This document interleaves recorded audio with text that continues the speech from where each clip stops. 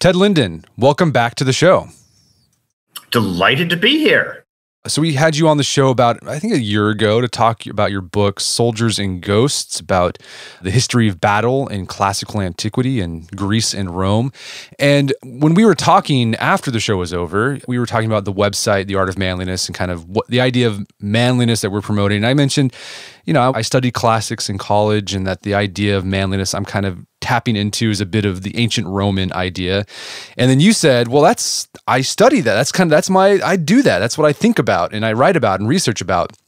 So after I heard that, I said, I got to have you back on so we can dig deeper into classical notions of manliness. So I think it'd be good to start off with the ancient Greeks, because they were before the Romans. How did the ancient Greeks think of manliness? What did they think made a man a manly man? Well, the first time we see the Greeks, of course, is in the Iliad and the Odyssey. And already there you have at least two conflicting definitions, what you could call the Achilles ethos and the Odysseus or Ulysses ethos. Of course, the term we're looking at, arete, is the term which will, in later Greek, become the word they use for virtue. In Homeric Greek, it tends to mean something more like excellence or competitive excellence. And of course, Homeric heroes are always competing with each other to be the best. On both sides, competing mostly with the people on their side, not actually with the enemy. And you have, on the one hand, Achilles, whose particular excellence is in actual fighting. He is a tremendous warrior. He is the strongest, the swiftest, the most accurate thrower of spears, the most accurate stabber with swords, that sort of thing. On the one hand, and of course, he is the hero of the Iliad. And then you have the hero of the Odyssey, Odysseus, whose particular arete, whose particular excellence is cunning, the Greek word metis being a sort of type of cunning intelligence, which is at the same time competitive. So you are competing with everyone else in being more cunning than them. In war, this is manifested by things like organizing ambushes or effective deployments if you're trying to make your way home. Like Odysseus, it's tricking cyclopses and telling lies and things of that nature to advance your case or to advance your progress. These two different conceptions are, as I say, already present in the Homeric poems, although I think it's fair to say that the Odysseus ethos might have been regarded, if we assume the Homeric poems are historical, which of course they're not. The Odysseus ethos is sort of a special case. Most Homeric heroes compete with and in the fashion of Achilles through bravery and talent in combat, rather than with Odysseus in cunning and public speaking, which are his particular things. So we have this dichotomy of cunning, and I guess Achilles represents Andrea. Is that the word courage, the Greek word for courage? It is, but what's confusing is Andrea is a later word. So in the Homeric lexicon, you would simply refer to what these guys have as arete, and the basic meaning of arete is courage or success in battle. But then you can also say, and there are other arete, like those which Odysseus has, cunning, wisdom in counsel, and things like that. Subsequently, Greek will sort out this confusion and will say, okay, arete are any excellences, and we're going to use the word Andrea, which means literally manliness, for what Achilles was particularly good at, that is to say, a bravery and strength in battle. So the language, and the same will later be true in Latin, the language permits of a large degree of ambiguity for some time, but then kills off that ambiguity by introducing a new word for one particular form of excellent. And that would be Andrea, as you say, which just comes from aner. So it's just the quality of being a man. But the quality of being a man for these purposes is defined in military terms, basically means courage. And what about Hector? Because he's another character in the Iliad that displays, you could say, some notion of manliness. Did the Greeks look to him as sort of an exemplar, or was he sort of ignored because he was a Trojan? No, well, of course, the Trojans there's not a lot of imagination of other cultures in the Iliad. The Trojans are ethically identical to, or very similar to, the Greeks, to the Achaeans. And Hector is the chief person on the Trojan side who competes in the same way that Achilles does. That is to say, he is incredibly courageous and so forth. So he has that particular arete, as it would be described in his period. Later, he would be said to be the Trojan champion of Andrea. Now, he has, and this has always been, there are a series of cross-cutting qualities which he has, which make him very attractive to us. He loves his wife, he loves his son, he feels a tremendous degree of actual responsibility to his family, to his nation. These are various things. These are qualities that are quite rare on the Achaean side. So to us, he's much more human. But none of those qualities would be described as Andrea. They might or might not interfere with Andrea, but they're certainly not part of, in that period, they're certainly not part of manliness, although in later Greek times, when the definition of arete widens much further, they could certainly be included. Okay. And so let's say, this idea of manliness evolved a bit because they got more specific because they had words that came up with it to describe it more specifically. They had arete sort of describe excellence, in totality, right, as a general term. I'm curious, how did the Greek notion of manliness change, say, during, I guess, would be the axial age? Like I'm thinking like Plato, the golden age of, Greek philosophy. Did they change how the Greeks thought of manliness? Did they take that Homeric ideal and tamp it down or try to downplay it or transform it in some way?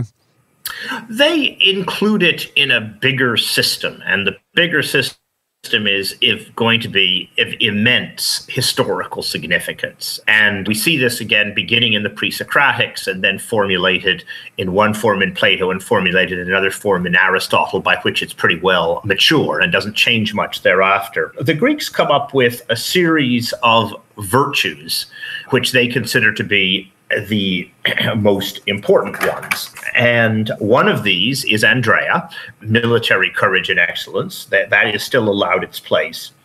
But it's very definitely, over time, and particularly to philosophers, it becomes a junior partner. And they are particularly interested in phronesis or Sophia, which we might describe as intellectual wisdom or intelligence. They are interested in sophrosune, which is the competitive virtue of self-control or the wisdom of self-control. And they're interested in justness, dikaiosune. You can call it justice, but that steals from the fact that it is a competitive quality. Everyone is competing to be more just than everybody else. So justness is probably a better term than justice, because the philosophers are inhabiting a primarily civilian world and trying to offer advice to people who live in primarily civilian circumstances. The result is that they formulate this system of, these are the so-called canonical virtues or cardinal virtues, which emphasize things that you need in civilian life. But we have to understand and expect that a much more Homeric system continues to operate beside this. And if, rather than talking to Plato, we were to talk to an Athenian general contemporary to Plato, and we were to ask him about arete, he might not give us those four canonical elements, but he might say something very much closer to what was this case in Homer. Well, courage is number one, he would say, and then, the cunning intelligence, which is almost completely left out of the philosophical system, is also important. Of those four, the one which makes, of the four canonical philosophical virtues, the one which makes most inroads in actual life of non-philosophers, escapes, as it were, from the world of intellectuals, is, to our sense, surprisingly, sophrosune, self-control. And that manifests itself, if you remember, in the Iliad and the Odyssey. People cry a lot. There's a great deal of sort of overt and open emotion. While in classical times, in the axial age, if you like, a tremendous emphasis is placed on the suppression of emotion, always appearing absolutely calm. That's one of the reasons that you will never see a Greek statue from that period with anything that we would describe as an expression on its face. They all look calm because they're trying to demonstrate their sophrosune. And so that makes an impact on real people's sense of what manliness is. And I think the great thing one has to track when one is looking at ancient conceptions of manliness is the motion from the highly emotional, sort of violence-based Homeric conception to this everyday living in the city conception, which is not the full philosophical cardinal virtues, but is heavily inflected with sophrosune. And, children are brought up and told, Ocean gentlemen do not show emotion. To show emotion is womanly. When people die, women tear their hair out and they shriek and they generally carry on. That's not how we behave. And so then you start developing heroes, again, surprising to us, who enact or demonstrate this particular quality. Most famous in Athenian history is Pericles, who we are told never even wept at his son's funerals, except at the last one, when he then had no more legitimate heirs, who would never go to drinking parties because it was impossible to maintain an adequate reserve. And we must imagine him as being an exceptionally sort of marmoreal person, never showing any emotion, never smiling, never frowning. This is and again, this is also reflected in the art of the time. This is what you are trying to be. So what we have is this transformation of manliness from primarily military to primarily a question of personal deportment, and particularly as sophrosune becomes, even in the philosophers, the supreme virtue. And it's weird to us because why would self-control of all things become so important? And it's a great pity. People have traced this motion. People have traced this increasing emphasis on sophrosune as the most important thing you can be, but no one has ever really explained it. And I guess if I were a Marxist, which I'm not, I would probably look to the existence of a slave society in which you have, particularly if you're an important person, an enormous amount of completely ungovernable power over other people. And because your power in law over these other people, your slaves, is so absolute, but everyone in society understands that you should not get mad at them and murder them, which did occasionally happen, because the power of individual persons of high status was so extraordinary by our standards. It made sense for them to develop a cult of self-control, of controlling themselves. Now, that's an appealing theory. The problem with the theory is that other societies have also developed very similar conceptions, such as, for example, the Spanish in the period, Spanish nobility in the period of the Spanish Armada. Also, they developed this sort of habit of impassivity. The samurai of the Edo period, the Tokugawa shogunate, similarly, even though they were highly emotional, but in earlier works of Japanese literature, they also develop this sense that you show your rank by being absolutely impassive. So this seems to sort of exist across the world in unconnected societies, and is therefore, to me, absolutely fascinating. Another theory might simply be that it is a way in which you can show social distinction, which requires a lot of expensive or at least time-consuming unassuming training. You don't sure in this, but at least if you're brought up in a good family, you're expected to sort of pick this sort of thing up. And it's a social distinction which people who do not have that kind of upbringing have a great deal of difficulty imitating. So you can look at, in the Greek and Roman case, you can look at it as maybe a question of slavery, or in the broader sense, a question of looking for a form of social distinction. I'm not very convinced by any of these things, but it is nevertheless the case that this is how the definition of manliness in Greek antiquity evolves, so that by the time of 400, by the time of Thucydides, Plato, and so forth, that you are primarily thinking in terms of self-control and no longer primarily thinking in terms of excellence in combat. Well, so that raises an interesting point. So around that same time, the Axial Age, or around Aristotle's time, Alexander the Great came to power. He was actually tutored by Aristotle. But Alexander the Great was captivated by this Homeric notion of manliness, like Achilles, like he worshipped, he wanted to be the next Achilles. So was there a synthesis in Alexander of sort of this self-control, Aristotelian Platonic idea of manliness with that more Homeric idea? I think Aristotle would have liked there to be some synthesis, but I think in fact Alexander is a genuine throwback, and he comes, of course, from Macedonia, which was a very old-fashioned monarchy where many of the old Homeric values were still very much alive. They did not live in the city-state.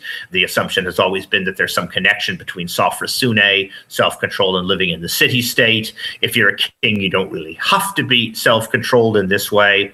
So he really is much more Homeric. What's funny about Alexander is, of course, that the people who write about him subsequently, and particularly Plutarch, are very anxious to make him self-controlled, because that is the supreme virtue. And so Plutarch's life of Alexander is basically a series of attempts to show how self-controlled he was. And it's such a flop, because he was not actually self-controlled at all. Not only did he kill a number of friends, some of them he would get drunk and kill people, but he was also clearly very fond of the bottle, or I guess they didn't have bottles, but of wine, which is another thing that the properly self-controlled person is not supposed to be. So his being self-controlled is a product of the historians after him, who think that as the greatest of the Greeks, he has to have been self-controlled. But the real guy was pretty solidly Homeric and not self-controlled at all. That's really interesting. Well, let's shift gears a bit to the Romans. Absolutely. So what was their notion of manliness? Did they borrow anything from the Greeks, or did they sort of start their own idea of manliness from the beginning of There's a lot of Greek influence particularly when the Romans around Cicero's day start spending more and more time reading philosophy. And one of the things is that it's probable that the Roman ruling class around Cicero's day was the most philosophical. That is to say, they read more philosophy than anyone in the history of the world, including the Greeks before them. In Greece, philosophy had always been a relatively minority activity, but the Romans, say around Cicero's day, their ruling class takes it extremely seriously. And we know this because of all of Cicero's letters, in which he continuously mentions the philosophical positions of all of his correspondents. And we keep thinking, why is this guy who's not important, why does he have a philosophical position that Cicero could make fun of or can debate? But they all do appear to have. But if we go back to the original early Rome, which of course, we don't have an Iliad and an Odyssey, so we're relying on Roman traditions for their early period, many of them old oral traditions of dubious value, but those traditions not only told the Romans what had happened, but were also exemplary in the sense that they showed the Romans how they should behave. If you look back there, you have a quality which is very, very close to the original Greek arete, which is called virtus, or in the new pronunciation, virtus, but I don't like the new pronunciation, so particularly of that word, so I'm going to use the V, even though my classical colleagues will make fun of me. Virtus simply means manliness, from the Roman word for man, which is vir or vir, and in early times seems to have been extremely similar to the particular qualities of Achilles, not so similar to the Odysseus part, that is to say, cunning, public speaking, and things like that are not quite so important. But there are interesting sort of Roman curiosities attached to this. Service to the state is much more important. Of course, the Greeks in Homer don't really have a state even to be served. Self-sacrifice, obedience to the authorities settled over you in a military context. If you're a young man, something called furor, which is a kind of berserker rage, and we think, of course, immediately of Iliad, Manianaide Theai begins, I think, the wrath of Achilles, and of course Homeric heroes have that uncontrollable wrath, but it's not part of arete. It's bad. While the equivalent quality, at least among younger Roman warriors, furor, was regarded as part of virtus and was a good thing rather than a bad thing, although, of course, it is in conflict with obedience, service to the state, and things like that in a way they never really managed to reconcile particularly well. The Romans eventually, as I say, learn Greek philosophy. They take in some aspects of Greek conceptions of manliness and do not take in others. The most famous one they do not take in is getting naked and exercising, that is to say, athletics. They are willing to watch Greeks do it, but they are not willing to do it themselves. If they are persons of good family, you are expected, of course, if you are a Roman of high family, to take military training, but the idea of getting naked and, throwing the discus or wrestling or things like that, they just never do that. And what's interesting is that they even when they're under profound Greek influence in the first century AD, first century BC, first century AD, and so forth and so on, this wall never breaks. Romans never participate in athletics, although it had become a considerable part of the way in which the Greeks would show off their manliness. And what's weird is that you have these figures who are clearly considered emblems of virtus, and we can't exactly figure out in what their virtus consisted. So, for example, Cato the Elder. Cato the Elder, he's incredibly obdurate. Is that what his virtus consists of? He is incredibly litigious and is continuously sued by everybody around him. Is that what his virtus consists of? He's virtuous in a sort of mean, old-fashioned, grumpy way, and says things like, well, you shouldn't keep old slaves. You should sell them off or starve them to death and things like that. Is that what his virtus consists of? Even the Romans don't seem to have been exactly clear, but you do have this second set of people, just like the Greeks have their Odysseus's and their Achilleses. The Romans have mostly Roman-style Achilleses, that is to say, warriors and generals, but then they have these mean guys, Cato the Elder and Cato the Younger, and, for example, has someone like Manlius Torquatus, who executes his own son or attempts to do so for disobedience in war, and this becomes a habit in the family, so that it's very dangerous to be a Manlius Torquatus because your father's always trying to execute you. Again, these are men of virtus who do this, but it's not exactly clear that even Romans quite understood what this virtus consisted of. By the time you get down to Cicero, you have translations of the Greek canonical virtues, and then these are applied to the Romans. But the translations aren't great, and it is never clear how, although again, their philosophy very seriously, it's never clear quite the degree to which those translations stick. And it's never clear the degree to which the four canonical virtues, which are now Roman virtues under their Roman names, really supersede the old military virtues. Although, again, there's not a lot of question that at least temperantia, which is the Roman translation of one of the Roman translations of sophrosune, self-control. They can also translate it moderatio. They got lots of translations for it. It's an important concept that doesn't go very well into Latin.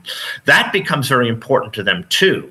And they develop the same habits of ostentatious public self-control that the Greeks possessed. And in fact, they may have those quite far back. But the rest of the system, they never really quite figure out what something like justness or intellectual intelligence would be. They don't really quite count them in their sense of virtue.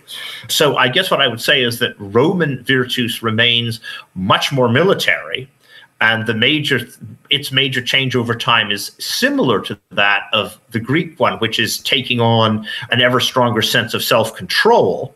But probably that is a little bit weaker on the Roman side. And they never lose the sense that ultimately what a Roman should be doing is killing people, which is why, of course, they preserve activities like gladiatorial combat, which are quite idiosyncratic to them, because they still admire, they say, this person may be a miserable slave and worthless in every other respect, but by God is he brave. He has virtus. And that's why a Roman takes his son to watch the gladiatorial combats, to see this old-fashioned Roman excellence in action. I mean, we, of course, think of gladiatorial combat as gross, and a few highly philosophical Romans also thought of it as gross, but most of them thought of it as a display of their ancient and proper excellences, which, because we now live in this city of 1 million people, we cannot demonstrate every day, but at least we can go and watch it. That's really interesting. I think I've read somewhere about gladiators that this admiration and at the same time disdain for gladiators is it's really kind of schizophrenic in a way. That ideal of that virtus you were talking about, that bravery, I mean, even it compelled some free Romans to become gladiators themselves. They wanted to not just watch it vicariously, they wanted to experience it firsthand. This happened, I think, later on. That's absolutely right. Gladiators are such a strange bunch because they are, of course, legally infamous. That is to say, they are legally defined along with other low persons like actors as having no shame. And therefore, for example, they cannot testify in court, and there are various crimes that cannot be committed against them because since they have no shame, they have no honor, and therefore you cannot destroy their honor. So you can't really slander a gladiator because, well, he's said everything you can say against him.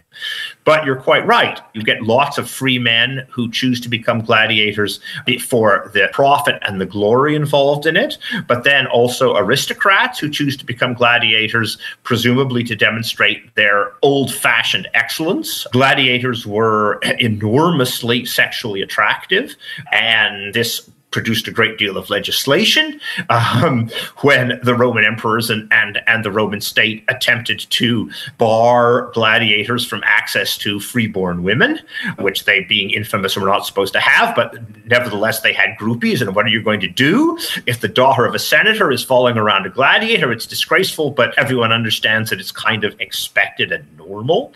So yes, they are the most remarkable mix of qualities. I mean, one can say, well, they were admired, but they just have this sort of weird legal quality. I mean, their legal infamy at the same time represents a real social infamy, which again, very odd to us. What can we say? We don't understand quite how that would work, but the Romans quite took it for granted. And as I say, I mean, it's something that The Greeks, having been shown it, this is one of the few things the Greeks do take up in the East under Roman rule. They do start having gladiatorial competitions and things like that. Of course, the great doctor, the greatest ancient doctor, Galen, got his early experience as a gladiator doctor, which is a great thing because they get a lot more wounds than most people. So he was particularly good at general surgery, putting people back together. But ultimately, it is very Roman and very idiosyncratic and has a very intimate relationship with Roman conceptions of manhood. At some level, I guess it's the idea that manhood is prior to everything else, and that however abject and base you might be, a slave, a convict, because of course you could be sentenced to the gladiatorial schools as a form of capital punishment, a slave, a convict, nevertheless, if you had virtus, if you have physical courage and strength, it does elevate you and make you a hero by some Roman definition, which they cannot get away from, no matter how civilized they get and no matter how reluctant they would individually be to fight either as gladiators or as warriors. Because, of course, after the 1st century BC, or after, I guess, we should say the middle of the 1st century AD, Italy is producing very few soldiers for Rome.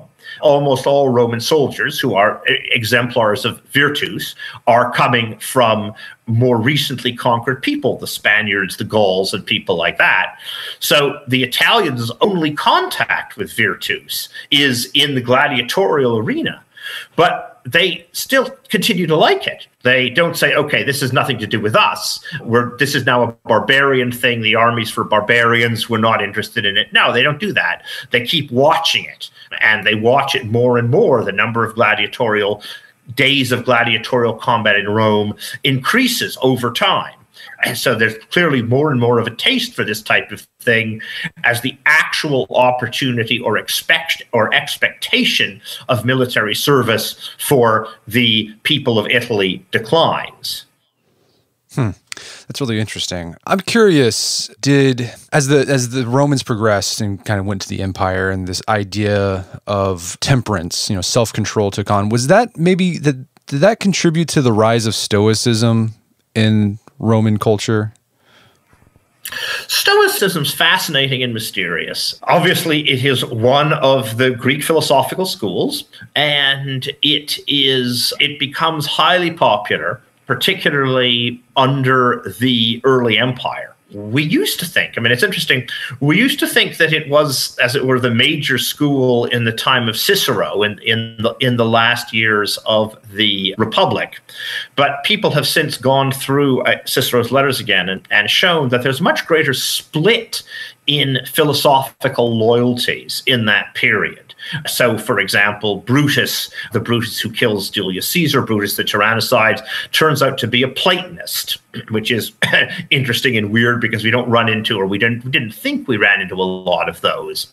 But then as you get into the first years of the empire, you do get an apparent narrowing of philosophical interests, and you do get more and more Stoicism. And then eventually, rather surprisingly, Stoicism becomes the creed of choice for the philosophical opposition to the emperors, so that you get men like Thrasea who are Stoic and who are regarded as Stoic saints because they misbehave to such a degree that the emperors are finally obliged to kill them. Although, of course, being killed by Nero was not all that difficult to do. What I would say is that Stoicism encourages a sort of bland indifference to the outside world, which manifests itself very similarly to Roman temperance. But I'm not quite sure. I think they sort of line up kind of accidentally one with another. And the existence of temperantia may indeed, as an important virtue, may indeed make Stoicism more popular.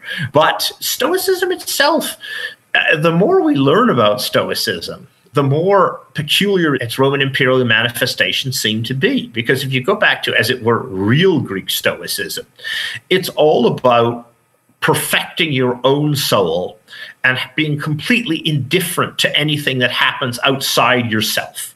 It's I guess you could call it a quietist breed. It's sort of like Quaker. It's a sort of like the ancient Quakerism, because what you're interested in is your own spiritual life, and you should not be engaged in the search for exterior power, glory, and so forth. So you should not be engaged in warfare, collecting money, politics, doing all those various other things. Although, of course, Roman Stoics do all those things, which is a little confusing to us. Roman Stoicism is, I think, very much, it's ripe for an interesting restudy, because it's so different from Greek Stoicism and in many ways contradictory to Greek Stoicism. I think that most of us know about Roman Stoicism, and most of us who do know about Roman Stoicism, if we looked at Greek Stoicism, we would think, wow, that's extremely weird and unattractive, because the basic position of Greek Stoicism is, don't worry, it's nothing to do with you.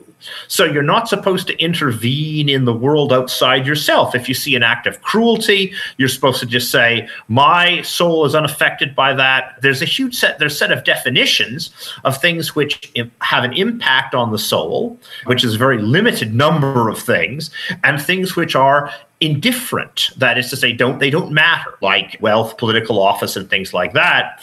And if you follow that list of things that are actually indifferent, the Romans by and large don't, but if you do follow that, you kind of stay at home and stare at your belly button all day. And so Roman Stoicism is an oddity, very different from Greek Stoicism. And as I say, it needs another look. Interesting. I'm curious. So do we still see these notions of Greek and Roman manliness with us today, particularly in the West?